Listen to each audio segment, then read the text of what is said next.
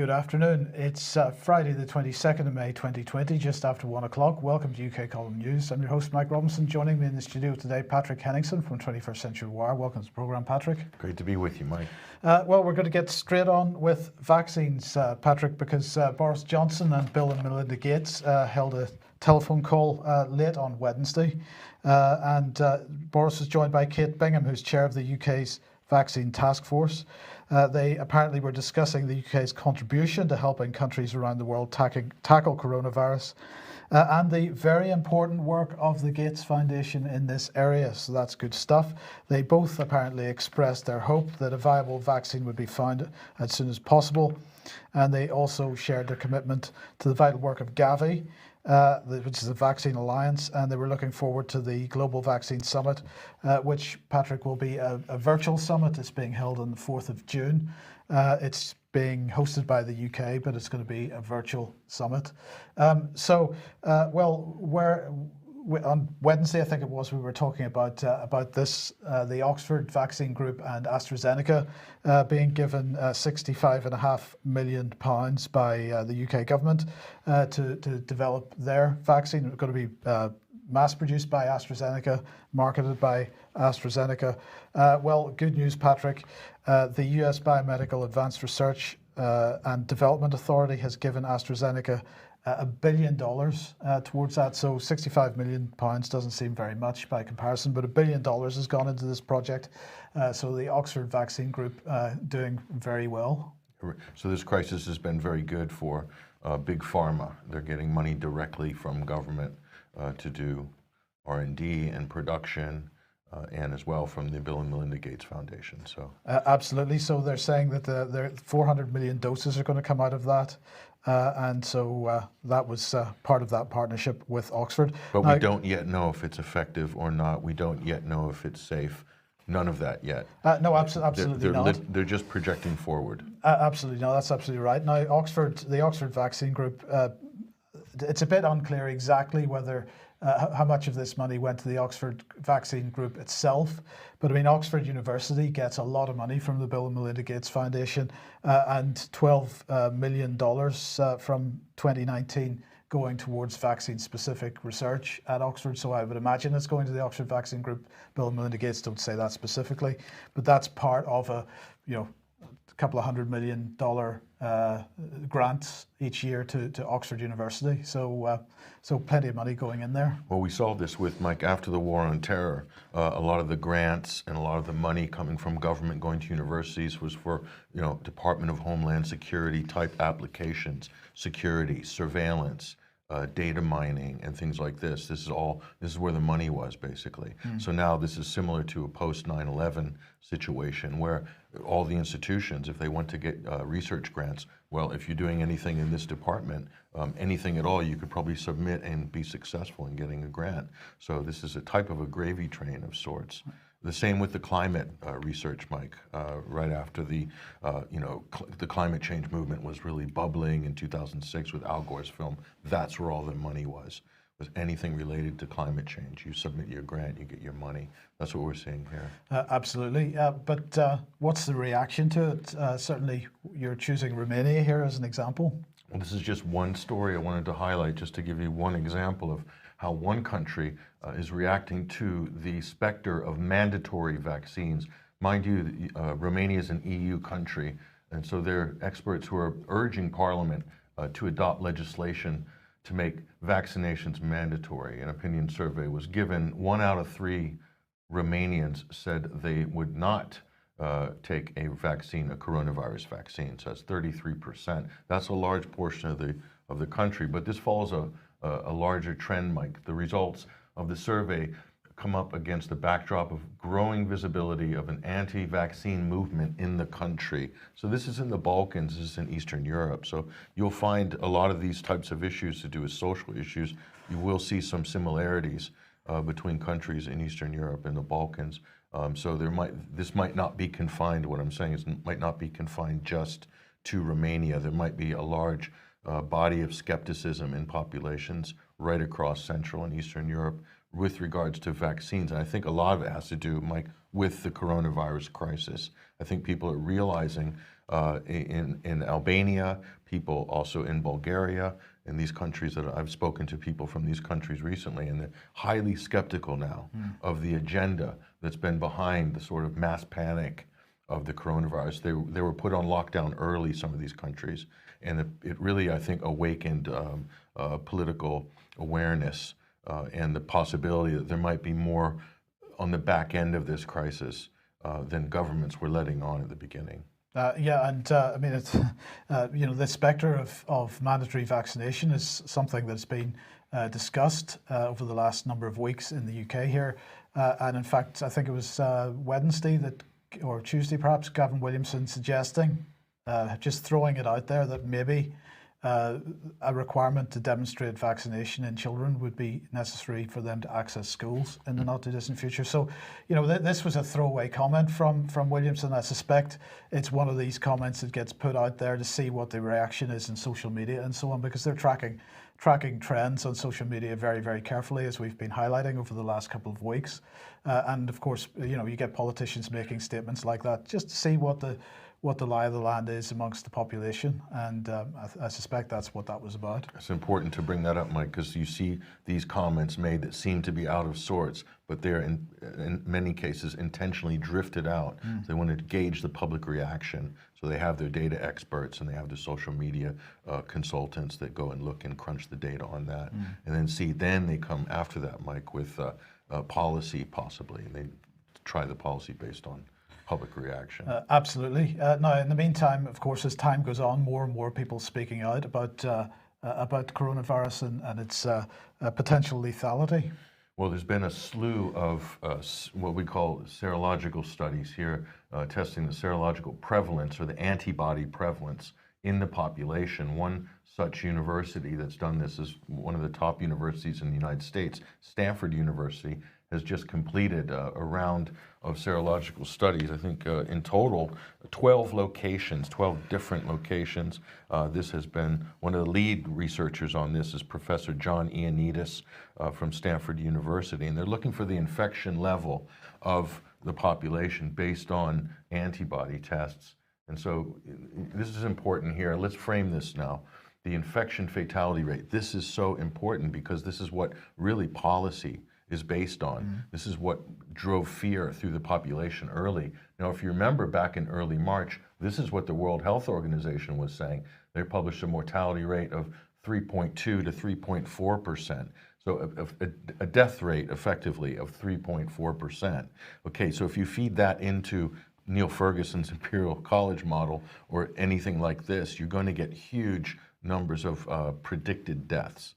That's the point. Well, indeed, and if you're feeding that percentage into, for example, the population of the United States, the number you get out is a scary number. It's in the millions. Yes. And even Donald Trump is still harping on this. So, and here's Imperial College, their modeling, which was very influential in the government's decision in Britain to take its lockdown policy, assumed an infection fatality rate of about 1%, yeah. 0.9%. Okay, that's where we were at in March. Okay, here's where we're at now.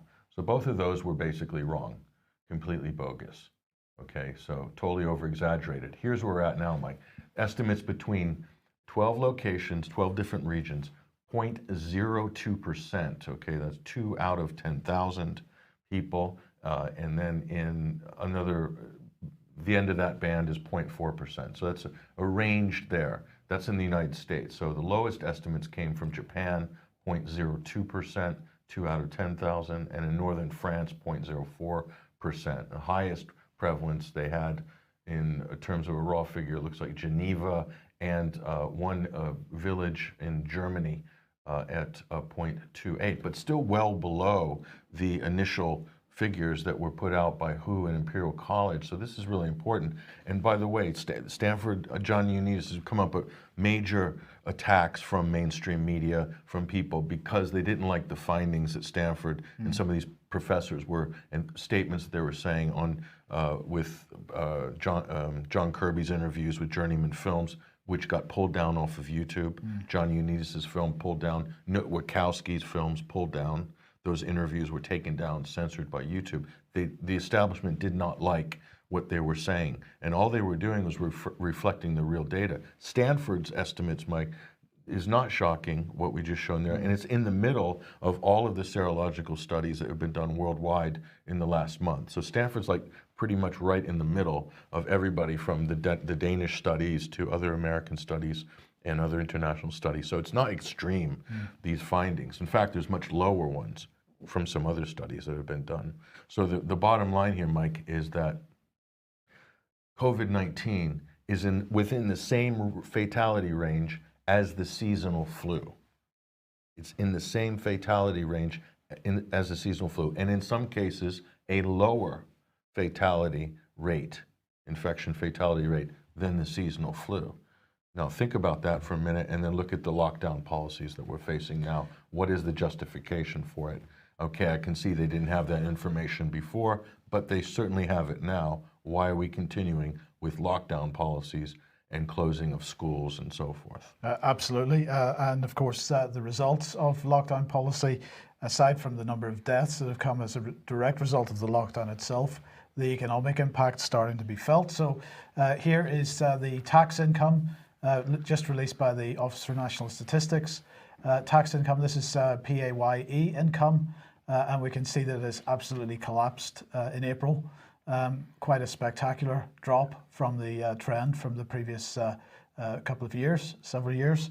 And let's have a look at VAT income. It's very, very similar. Now, of course, all the shops shut, but that doesn't explain it all because they're still online.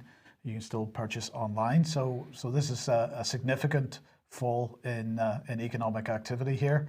And as a result, as many people reporting this morning, a massive increase in public sector net borrowing, excluding public sector banks. This is Office for National Statistics graph, and you can quite clearly see what the situation is there. So they've borrowed a record-breaking £62.1 billion in April. This is the highest figure in a single month since records began in 1993, and it's 51.1 billion pounds more than the government borrowed a year ago in April 2019.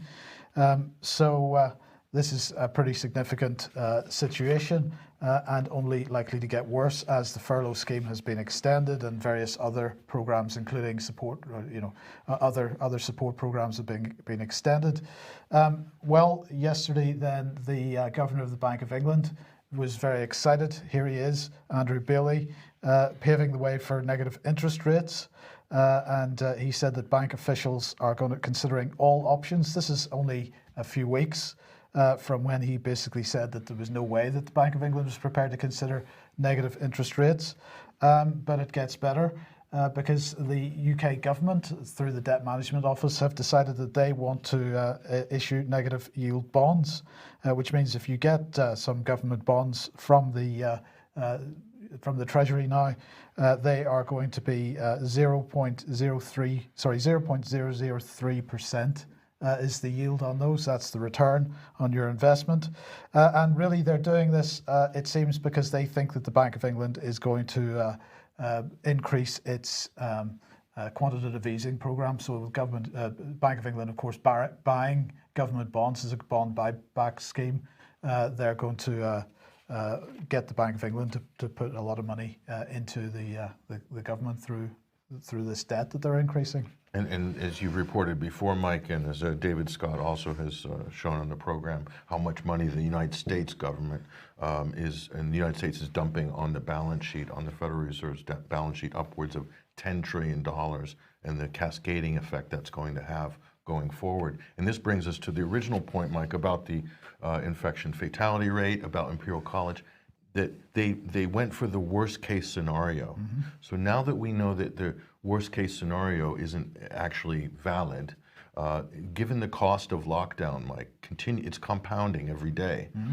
That why are we still pursuing a policy based on bad data, based on bad assumptions 2 or 3 months ago? Why are we still continuing to drive the economy and society off the cliff?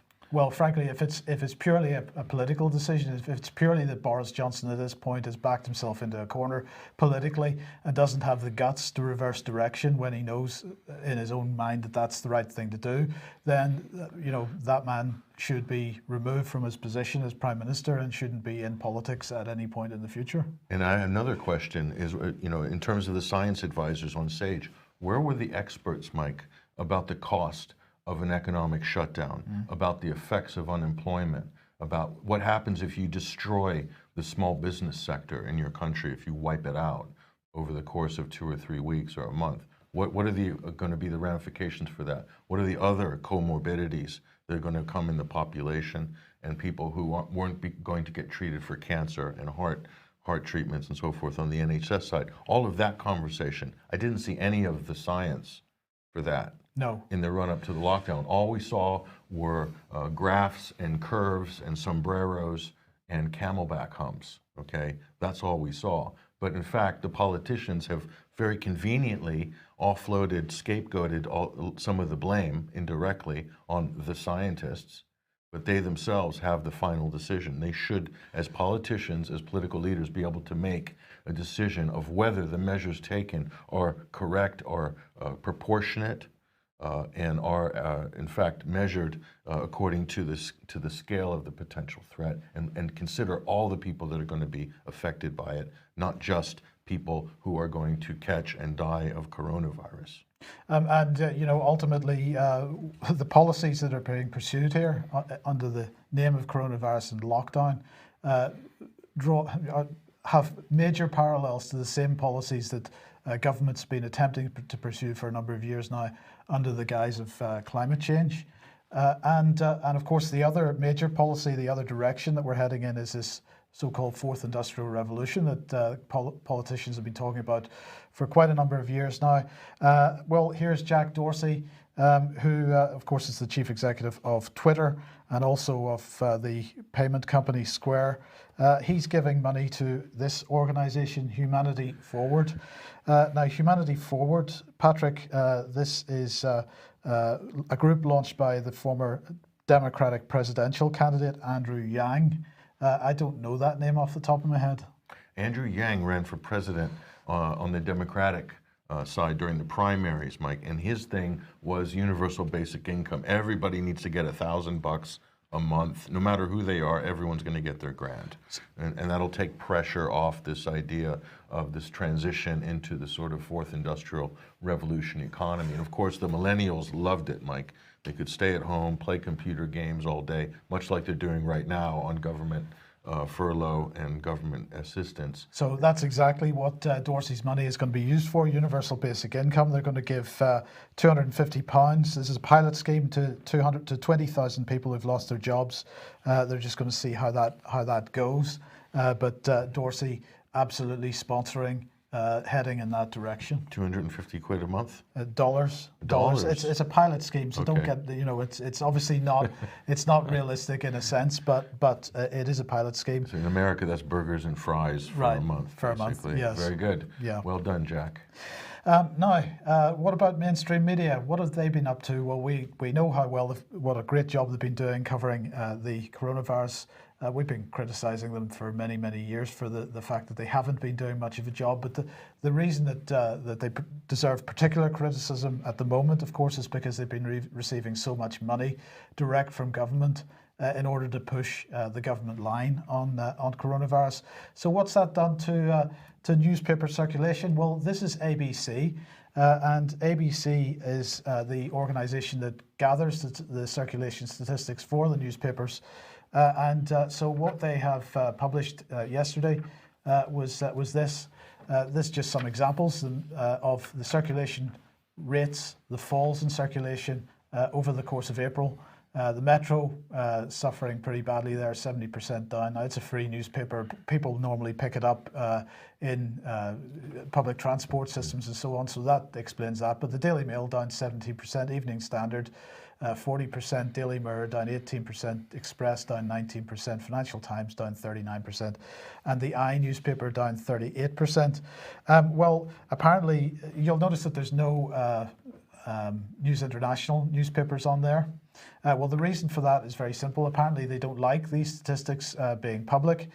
So ABC has decided that there's going to be new reporting options for news brand statistics now, and they're not going to make those public anymore.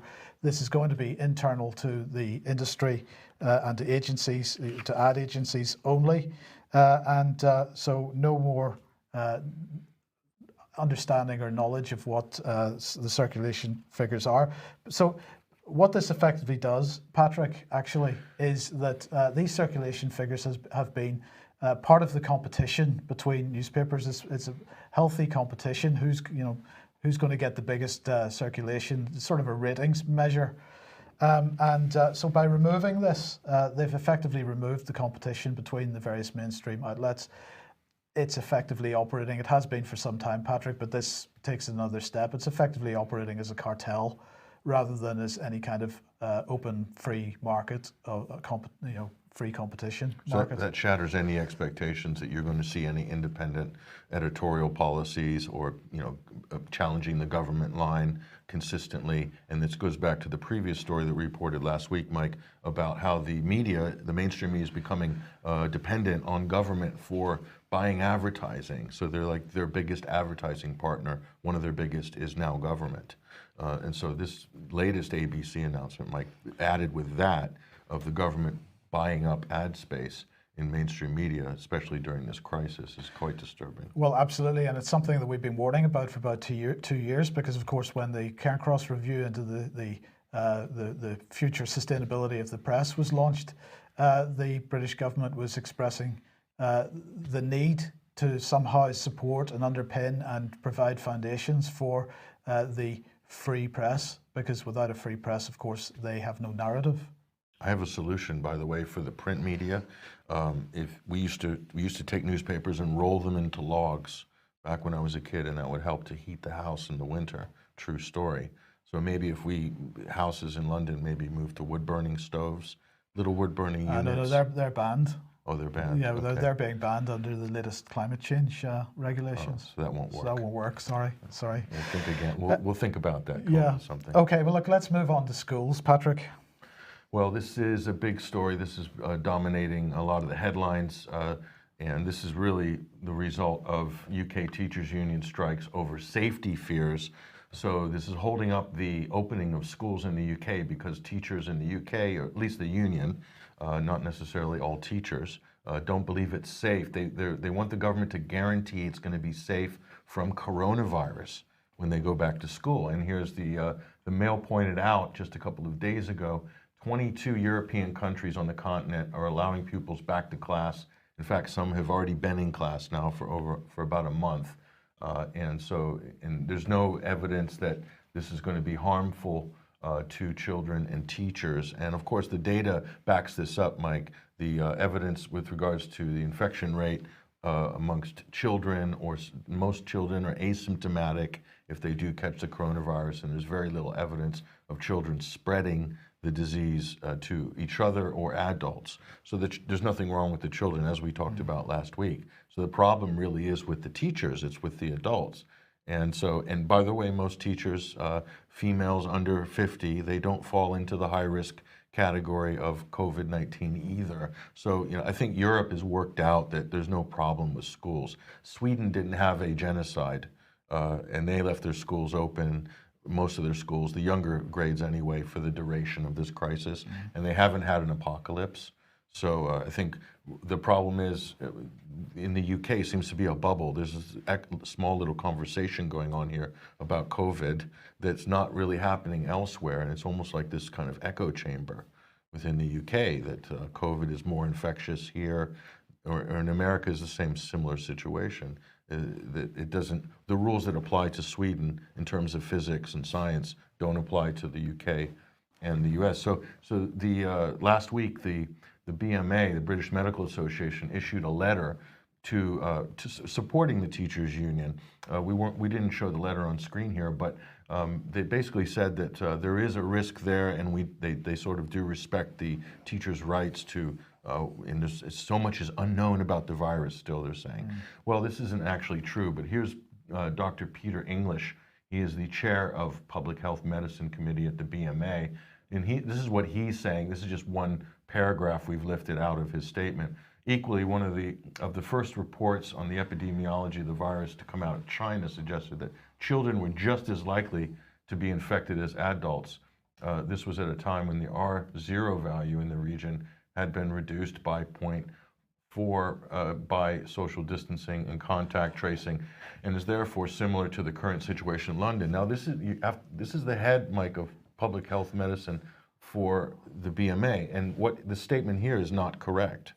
It's not really, this doesn't add up or measure up to any of the other experts in the field internationally, what they're saying here. And so it doesn't measure up to the current situation in London at all, because we're at the end, we're already out of the epidemic, as it were. And a lot of other academics and scientists are already saying this and admitting it, but for some reason our institutions are saying a different story. And here's one institution based in Oxford. This is the Center for Evidence-Based Medicine, and they're saying, with regards to the children, the risks of COVID transmission in children are low. Children's education and their well-being is and should be a priority. Prolonged lockdown of schools penalizes the entire global cohort of students. So it incentivizes excessive reliance on electronic means of communication and a sedentary lifestyle. This is in Oxford. This is not in another country. So within Britain, there's this huge difference of what the government institutions are saying and then what academic institutions are saying. And so they're clearly not referencing each other. So it seems to me, Mike, that the government and any institutions attached to government have doubled down on their initial narrative, and they're kicking and screaming to not let go of this original path that they put themselves on. And it doesn't make any sense to do this in the face of new data, information, of real science. So where's the science? I thought we were being guided by the science. So what Matt Hancock tells us every week, this is what Boris Johnson says every week, this is what Michael Gove says, we're being guided by the science. Which science are you being guided by? That's the question. Yes, I don't think any science is the answer, but science fiction. Yeah, absolutely. But I mean, your point's right. This is being driven by the unions and the people that I'm speaking to in the teaching profession. They're being given the guidelines by the government. They're being expected to implement those guidelines. There is quite a bit of fear amongst some teachers in the UK, driven by the unions, because that's where they're getting their, and the media, but you know, they trust the unions, and the unions have, for whatever reason, we've discussed that on previous programs, decided that they've got to keep pushing for continuation of the lockdown. No, the BMA, the British Medical Association, has backpedaled slightly since last week. They've backpedaled a little bit on their initial support of teachers, saying that, you know, that don't be over-focused on the fear, and to maybe we need to look at the science, basically. So they have pulled back a little bit on where they were last week. So there is some progress being made towards, looks like, towards common sense and real data. Patrick, the question is, when did COVID-19 and coronavirus first appear? And it looks like France suggesting earlier than we've been told. That's right. So we saw the story that came out a few weeks ago that shocked a lot of people about cases in France being spotted at the end of December. So this would really put it before the initial timeline, both for China and for Europe and the West. And so this story came out in Le Figaro, and France is basically saying they're pushing that possibly back till mid-November. Traces of coronavirus detected, and they're doing a review of X-rays and scans, CT scans, over the last couple of months into 2019. This is what they've found. Radiologists have found what they consider to be direct matches for COVID-19 in patients during that period. And so what they're saying initially was that what if the coronavirus had appeared in France much earlier than we imagine? Several recent studies tend to confirm this. At the beginning of May, doctors in Bondy had found a case of contamination dating back to December 27th, 2019, thanks to a reanalysis of samples. So that would predate the Chinese announcements on the 31st of December. So and they go on and they break it into three categories here. This is how they're filing their results. A, not suggestive of COVID. B, compatible with COVID and C typical of COVID. So this is important to note here. This isn't an exact discovery here. They are also using analysis, Mike. So it's not exactly blood tests and so forth on this side. So it's inconclusive, basically. So there's a lot more work that needs to be done on this to be more conclusive. But it seems there are clues, at least with the French studies, that COVID was within the population much earlier than February. Well, let's move back to the United States then. And well, Donald Trump, he can't do no right at the moment. Is he wearing a mask or is he not wearing a mask? Well, he says he wasn't going to cave into the mask thing, but someone caught a snapshot of Donald Trump. This is during a tour of the Ford plant in the United States here, but apparently he's caved to pressure. At least he didn't intend to be spotted, but this was released on NBC News. And this is the Donald. There's a close-up of the mask. As you can see, it's got the presidential seal on it. That will fetch a few quid on eBay, I think, to get your hands on one of those. But it's probably made in China anyway, so that's neither here nor there.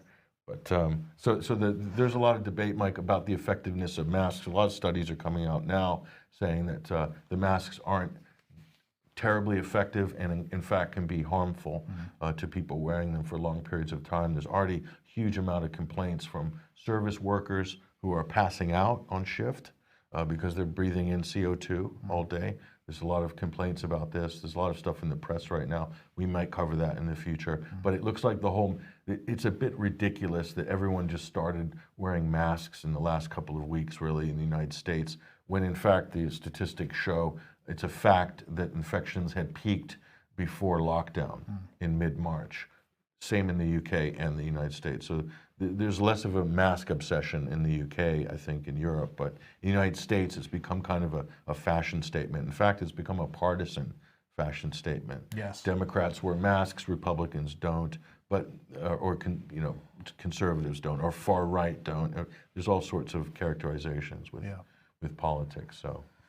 Yes. Okay. And let's move on then to pro-lockdown propaganda. Well, pursuing that partisan situation. This is in the Atlantic, and look at the headline on this: Georgia's experiment in human sacrifice. Is it any wonder the mainstream media is collapsing in a heap? So the state is about to find out how many people need to lose their lives to shore up the economy. So this sort of stuff gets a lot of play, as it were, with the Democrat readers, with the liberal readers.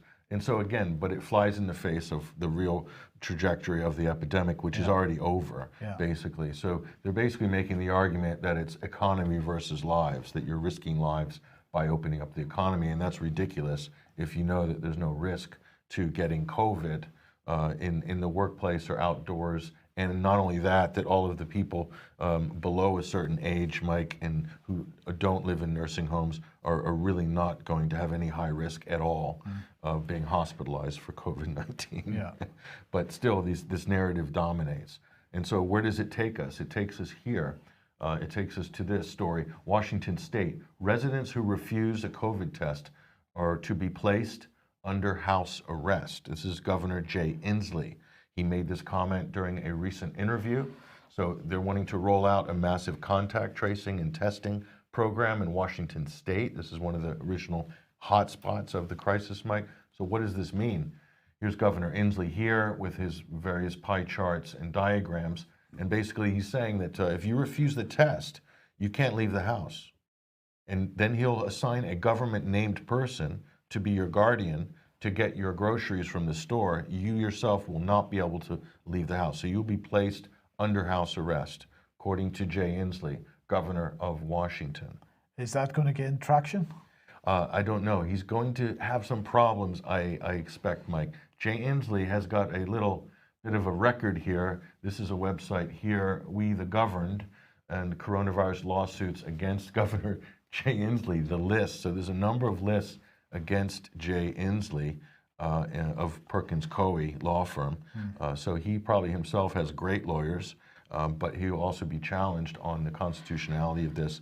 And what we're seeing, Mike, is that a lot of states, we talked about Wisconsin last week, they overruled the state's health officials of being able to declare medical emergencies and have shutdowns of non-essential businesses. And so this is going to happen in all of the states, I think. So I think this potentially is going to backfire on some politicians, Mike. I think there was inertia initially with people supporting the lockdown and also based on partisan lines. But now, as the reality begins to set in, there's going to be a huge amount of tort and lawsuits as a result of this, and it's going to be massively damaging. Here's the game plan, though. This is what Inslee is pushing out. This is kind of the contact tracing. They're calling it box in the virus. Of course, this is completely useless because the virus has already well and truly made its way out of the population. This was Dr. Sunetra Gupta from Oxford University's, she's a professor of theoretical epidemiology. She did an interview with Unheard recently, and basically she said that the virus is on its way out. She's talking about the UK, and I think very much the same in the US. So if you look at this whole idea of mass testing and mass contact tracing, I mean, look at the amount of surveillance in this so-called box diagram, Mike. Look at it. Confined if exposed, widely tested. You keep testing until you're negative, and then you're allowed to be free again, but anybody within such and such, distance of you will have to quarantine and be tested as well. It's just a mess. I mean, to do this for, as some of the academics were saying, including Nowakowski, to do this for STDs was difficult. And the point is, it's pointless to do this contact tracing, mass testing, contact tracing after the virus is already gone. It's pointless unless they're doing it to ramp up as a permanent policy. Right. And so it's useful maybe at the beginning when the initial outbreak happens, if you do catch it early. Maybe in Taiwan and South Korea, they were fortunate enough to maybe catch it early enough, or Singapore, for instance. But even then, that's not necessarily why the fatality rates were so low. Why are the fatality rates so high in the US and the UK? It's not really all because of the coronavirus. No, not That's at all. the problem with the whole conversation. Absolutely. And so here is, this is another glimmer of hope here. Ohio judge has basically ruled that the designation of non-essential businesses is arbitrary, unreasonable, and oppressive, and has basically reversed that decision, and a judge has ruled on that in Ohio. So this is happening in other countries as well, Mike. So you're going to see more and more pushback. I think within weeks, there's going to be just so much inertia that anybody who's remaining in any lockdown or major social distancing regimes going into June is going to be really on their back heels. Yes. And then one of the other narratives that's been pushed and continues to be pushed at the moment is the question of whether the virus stays on surfaces, whether this is the way that you're going to catch it. This was huge. You remember at the beginning of this crisis, this is one of the things that drove paranoia and actually drove the social distancing paradigm, was the idea that the corona lives on surfaces and you can get infected by just touching anything. So this really drives the majority of the narrative. And so God spoke just yesterday, or a couple of days ago, the CDC in the United States. This is the voice of God in America. And this is what God said to USA Today. COVID-19 is a new disease as we are still learning about how it spreads, said the CDC's updated guidelines. They're updating them constantly. And the new update says, well, this idea of the corona spreading on surfaces, we're not so sure about that. They're saying it may be possible for COVID-19 to spread in other ways, but these are not thought to be the main ways the virus spreads. They're talking about on surfaces, Mike, okay? So they go on here and said, the CDC said that catching the coronavirus from boxes delivered by Amazon or your takeout food bag is highly unlikely because of poor survivability of these coronaviruses on surfaces. This is the diametric opposite of what we were told just 2 months ago, okay? So this is driving the whole effort towards don't touch anything and also contactless payments. Remember this story? This got huge amount of traction initially. Dirty banknotes may be spreading coronavirus, World Health Organization suggests. So this came all the way down from the WHO. And what's the bottom line here? Cash is dangerous. So this whole idea effectively was propaganda to drive society towards a cashless model. And that cashless model you can see in the World Economic Forum. It fits very nicely into their COVID action plan. And their fourth industrial revolution plan as well. The new normal. So the new normal is cash is dangerous, cash is dirty, we need to get rid of cash. So it's preposterous. In fact, if people need to look at this and absolutely reject the idea of this idea that cash is dangerous and that this is the new normal. And there's a lot of businesses that are saying that, well, we're really looking out for our customers' safety by not taking cash, okay? That is absolutely ridiculous. But yet, that got so much traction, and it's become policy for a lot of retailers. Absolutely. So where does that take us? Well, this was sort of backed up here, Mike, by WebMD. This is their chief medical officer, and this is what he's saying. Many people are concerned simply by touching an object that they may get coronavirus, and that's simply not the case. So even when the virus may stay on the surface, it doesn't mean it's actually infectious. And he continues. He says, I think the new guidelines help people understand more what does and doesn't increase risk. It doesn't mean that we stop washing our hands, of course, and disinfecting surfaces, but it does allow us to be practical and realistic as we try to return to some sense of normalcy. So he's talking about the old normal, not the new normal. Yes. Okay, so this is the chief medical officer of WebMD. And just finally, he says, I think the new guidelines talking about risk. So, and then, sorry, there's a repeat slide. Sorry about that. Oh, okay. So that sums that up. Basically, where does that leave us, though? Surfaces not as dangerous as we're told. No. So we don't have. Obviously, we're not wearing rubber gloves on air. Yeah. So, but so some presenters do wear masks and rubber gloves on the air. We don't because it's actually we're just reading what the CDC is saying. They're saying it's not dangerous. Absolutely. So, okay, we've got some other topics to move on to now. But if you like what the UK Column does and you would like to support us, then please head over to ukcolumn.org/community. There are options to help us out there, and your support much needed and much appreciated. Now, David Noakes, the person who set up, helped so many people with cancer through GCMAF, was arrested on Wednesday afternoon in Cornwall. He was taken to Exeter Prison, where he's been since.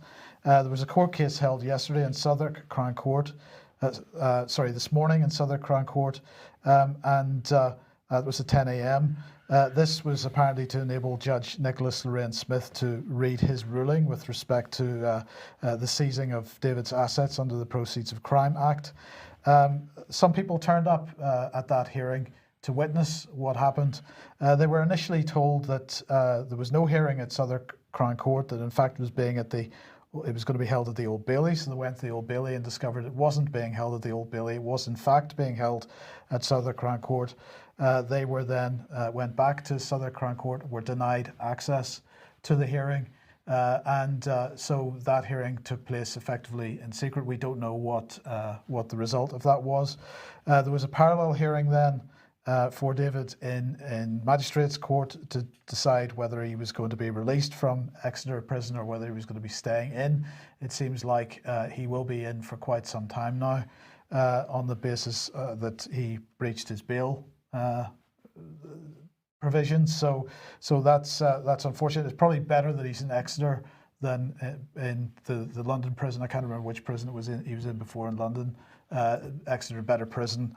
If he has to be in prison at all, which is pretty unfortunate. But of course, why is he in prison? Because he's about to be extradited to France to effectively go through a double jeopardy trial, because he's already served time for the alleged breaking of the law that he did.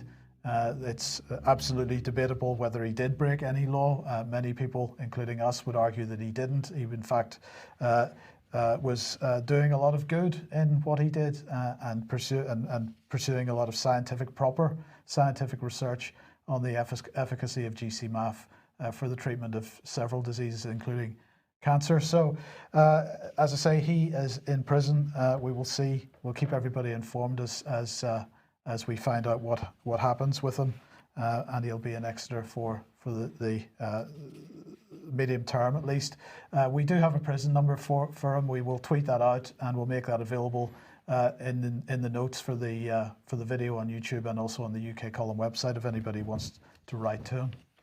Now, on Wednesday, we were highlighting this situation with Tobias Ellwood, the fact that he is head of the Defence Select Committee, and as head of the chairman of the Defence Select Committee, is there to hold to account the Ministry of Defence, the British military, including 77th Brigade. And we were making the point that unfortunately Tobias Ellwood, of course, is still a reservist with 77th Brigade, a lieutenant colonel in 77th Brigade. And we were asking, was this not a massive conflict of interest? Well, actually, quite a number of people have taken up that question and are asking that on many different platforms. And we were contacted then by someone very close to senior military who has said that some very senior military are asking the same question. They're getting extremely concerned about this. But they're also asking the question of, you were talking about the videos being taken down off YouTube. Recently, quite a lot of videos being taken down from YouTube, and they're just asking the question, senior British military, serving military, asking the question, how much 77th Brigade influence was there on YouTube to actually identify which videos needed to be taken down? They're asking these questions. I think we need to be asking these questions as well, Patrick. Because they are using external advisors, Mike, like the Atlantic Council, the DFR labs. They are advising Facebook, advising Twitter, and they're on all these fake news and fact-checking committees. So the whole fact-checking thing is completely corrupt. Yes. And so you have a lot of these parties. And if you have a government agency as well involved in that, that's even more disturbing. Absolutely.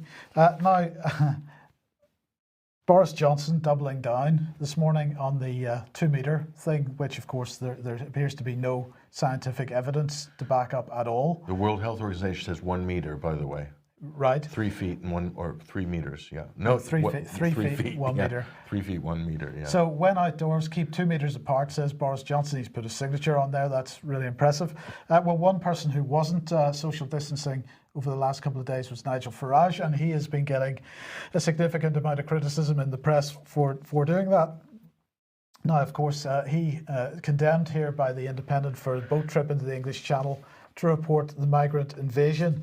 Now, this is because basically of course the Immigration Act or the Immigration Bill is going through Parliament, so he's highlighting this issue and actually doing a pretty good job of it, Patrick. But one area that he didn't mention, and I just want to highlight, we'll watch a little bit of the video that he pushed out on his Twitter feed yesterday. So here we are, middle of the English Channel. We're right on the edge of British and French territorial waters. What we know is that a French naval vessel has been seen escorting boats out of French waters to get them into British waters, then they're off their hands. So the big French naval vessel now has gone. They've done their job. They've escorted that little dinghy on the left there into British waters. They've now left their own rib off the big vessel just to make sure they're safe until the handover to the border force. They're even trying to prevent us filming it with the French naval vessel trying to get in the way of the handover. So the first thing to say there, Patrick, is the criticism in the mainstream press.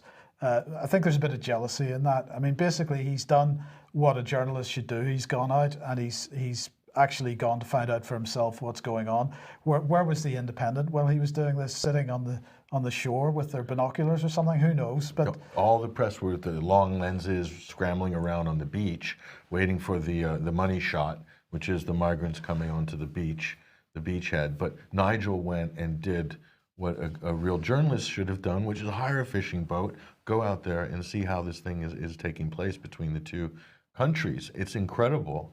So thumbs up to Nigel Farage. He might have a future as a top journalist. He's certainly doing more than Piers Morgan. Well, absolutely. Now, he's making the point, of course, that what appears to be happening is the French Navy handing off migrants from French waters to the UK, the British Navy in British waters. That appears to be what's going on. And the question is, how is this happening?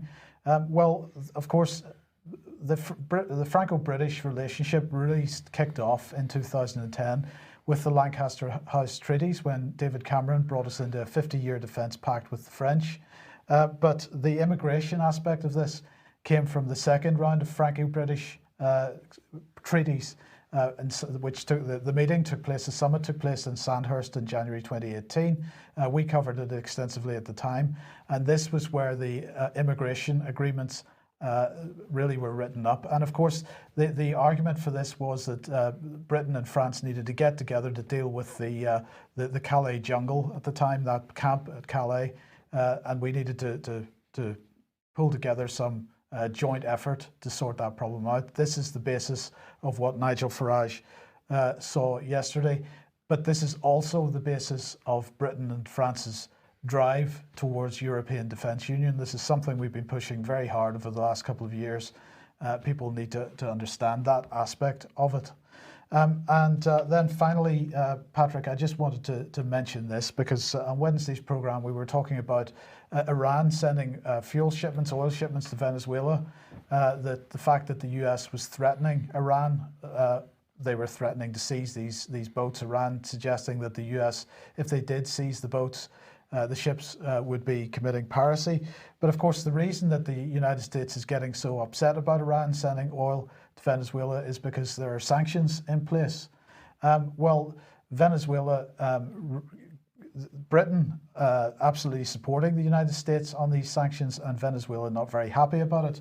So it's perhaps unsurprising that at the United Nations a day or so ago, Samuel Moncada, the Venezuelan representative to the United Nations, is saying he's really upset about the fact that Venezuela is attempting to sell some of the gold that is held in vaults at the Bank of England because they want to raise money to help with their coronavirus efforts. And so the Bank of England has said that they will not sell the gold on Venezuela's behalf because of these sanctions imposed by the United States. So Samuel Moncada here saying it's not the first time that the Bank of England has acted as a looting agent against the people. Now it violates contracts and swindles nations, taking advantage of the pandemic, a crime against humanity. Well, it gets better because here is the British acting deputy permanent representative to the United Nations, James Roscoe, because at the a couple of days ago in the UN Security Council, they were holding an event about how to lead Venezuela towards democracy. And this was Britain's position, Patrick, and I just wanted to put this on screen because it is such utter hypocrisy. We call on the Maduro to constructively engage in dialogue as soon as possible so the Venezuelan people can move forward in freedom and democracy. Patrick, how much freedom and democracy are we witnessing in this country at this time? And yet this man sits in the Security Council and makes a statement like that. It is incredible. Is Elliot Abrams writing your speeches for the British diplomats? It looks like it's coming straight from the US State Department. Absolutely. Yeah, amazing. Yeah. Amazing. Okay, we've got to leave it there for today. Thank you very much for joining me.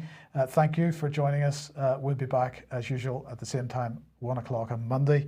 Have a great weekend and we'll see you then. Bye-bye.